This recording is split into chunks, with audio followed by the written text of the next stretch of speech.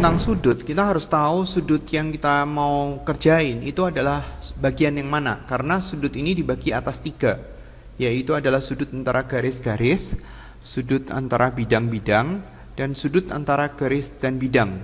Sudut antara garis-garis dan sudut antara bidang-bidang ini hampir sama langkahnya pada saat akhirnya. Sudut antara bidang-bidang itu memerlukan sudut antara garis-garis. Jadi ini diperlukan untuk yang di sini karena langkah akhirnya itu membutuhkan sudut antara garis dan garis. Jadi harus bisa yang sudut antara garis dan garis. Kalau kita mau ngerjain sudut antara bidang sama bidang, misalnya adalah bidang alfa dan bidang beta, kita mau cari langkah yang pertama, kita harus ngikutin langkah ini. Jadi langkah ini tuh sangat penting untuk bisa menentukan lokasi daripada sudutnya.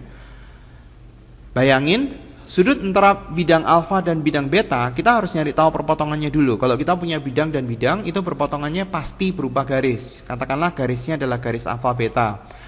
Nah, setelah kita mendapatkan garis alfa beta, dan garis ini penting sekali, kalau kita nggak ketemu langkah yang pertama, kita nggak mungkin bisa mengerjakan langkah yang kedua.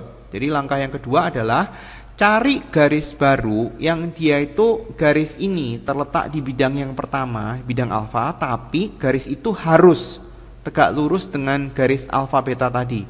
Misalnya kita kasih nama garis K, dan garis K itu sebenarnya akan mewakili bidang alfa. Bidang alfanya coret, buang, ganti jadi garis K. Terus kemudian langkah berikutnya sama, cari garis yang tegak lurus dengan garis beta lagi, tapi terletak di bidang yang kedua, bidang beta. Dalam hal ini adalah garis M misalnya. Jadi ini diganti. Sudut antara bidang sama bidang sekarang berubah menjadi sudut antara garis dan garis. Ya, kelihatannya gampang, tapi sekarang kita praktek. Sudut antara ABCD dan ACF, ABCD yang alas, ACF saya gambar ya.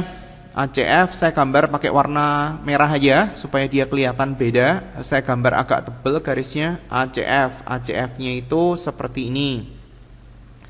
Siapin langkah-langkahnya ya.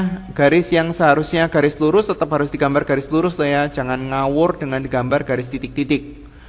Oke, sekarang langkah pertama. Langkah pertama apa? Langkah pertama adalah cari garis yang merupakan perpotongan dari bidang ABCD sama ACF. Hasilnya apa? ABCD sama ACF. Ya, hasilnya adalah garis AC. Terus kemudian langkah kedua, cari garis yang tegak lurus yang sama AC, tetapi terletak di bidang yang pertama, terletak di bidang ABCD. Siapa? Garis yang tegak lurus sama AC, tetapi terletak di bidang ABCD. Gampang dong, garisnya adalah garis BD. Saya gambar pakai warna hijau, garisnya garis BD.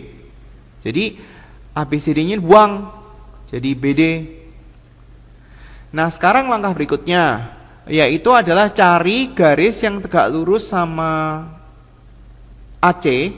Langkah ketiga, tulis garis yang tegak lurus sama AC, tapi terletak di bidang ACF.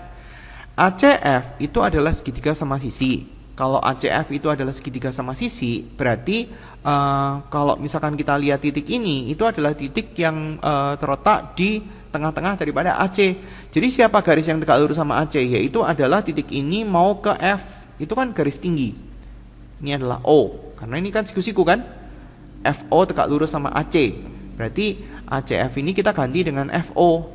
Berarti sudut antara bidang ABCD sama ACF itu berarti sekarang ganti sudut antara BD dengan FO. Tinggal cari BD dengan FO, ya berarti kalau misalkan kita nggak bisa lihat, ya berarti sudutnya di sini aja.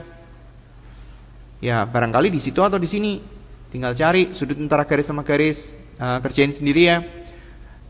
Kemudian yang berikutnya, tangan ABGH sama ACF. ABGH gambar dulu. Misalnya saya gambar ABGH itu pakai warna ungu. ABGH pada saat ngerjain beneran jangan kerjain nggak pakai penggaris ya, karena gambarnya jadi berantakan. Ini saya nggak bisa gambar pakai penggaris langsung gara-gara di sini saya harus nggak bisa ngerjain di depan komputer ini. ABGH sama ACF. ACF saya gambarnya itu pakai warna merah ACF. Nah ini agak susah dikit ya. Langkah pertama apa nih? Langkah pertama cari bidang yang merupakan perpotongan dari ABGH sama ACF. Di mana? 1 di A, 2 di mana nih? 2 di sini. Berarti misalnya ini adalah AK. Ini garis yang penting nih, AK. Berarti langkah pertama ketemu AK. Langkah kedua, cari garis yang tegak lurus dengan AK, tetapi garis ini terletak di bidang ABGH sebagai garis yang mewakili ABGH. Kalau kita lupa, kita harus ingat ada persegi panjang mas atau persegi mas. Kalau kita punya persegi panjang mas, dalam hal ini adalah apa tuh? ABGH. ABGH itu di sini A, di sini B, di sini ada G, ini ada H. AK sama dengan garis ini juga, itu tegak lurus sama yang ini. Persegi panjang mas ini perbandingannya harus A banding A akar 2 ya. Dan dalam hal ini memang A banding A akar 2 kan. Jadi AK ini tegak lurus sama BH. Jadi ini bisa dihapus, ganti sama BH.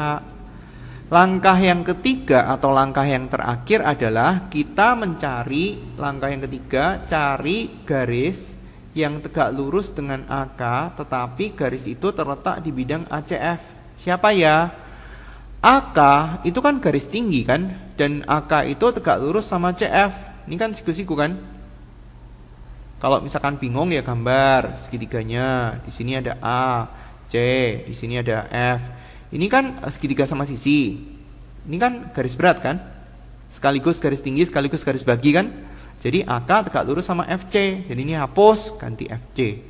Jadi sudut antara bidang ABGH sama ACF sekarang diganti sudut antara BH sama FC. BH sama FC di mana? FC di situ. Ya berarti ngikutin langkah yang sudut antara garis ke garis ya. Jadi salah satu digeser, BH-nya digeser boleh, FC digeser boleh. Ya itu urusan sendiri ya. Pokoknya saya udah tunjukin bagaimana cara mencari sudut antara bidang sama bidang. Tinggal sudut antara garis sama garis. Tangan BH sama FC. Kemudian yang lain, ya ini kan soal yang sama kan ya. Saya sediain tempat di yang berikutnya. Ini adalah sudut antara bidang sama bidang, tapi terletak di limas. Tingkat kesulitannya biasanya agak lebih tinggi dikit. ABQR sama ABCD, ABCD di alas, ABQR. Berarti kita harus nyari tahu ABQR di mana. Q di mana ya? Q tengah-tengah daripada TC. Q itu di sini. Terus kemudian R itu di mana R? R di tengah-tengah TD. R itu di sini. Berarti kalau misalkan kita gambarnya itu kayak gini. Pakai langkah sama.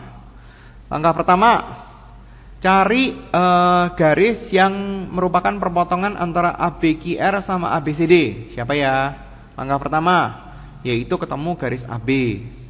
Langkah kedua, cari garis yang tegak lurus dengan AB, tapi garis itu terletak di bidang ABQR. Ya kalau bingung yang satunya dulu deh. Cari garis yang tegak lurus dengan AB, tetapi garisnya itu terletak di bidang ABCD. Kalimatnya sebenarnya panjang, saya pendekin aja. AB tegak lurus sama BC, berarti ini ganti aja BC. Ganti BC. Terus kemudian yang berikutnya saya pakai warna hijau.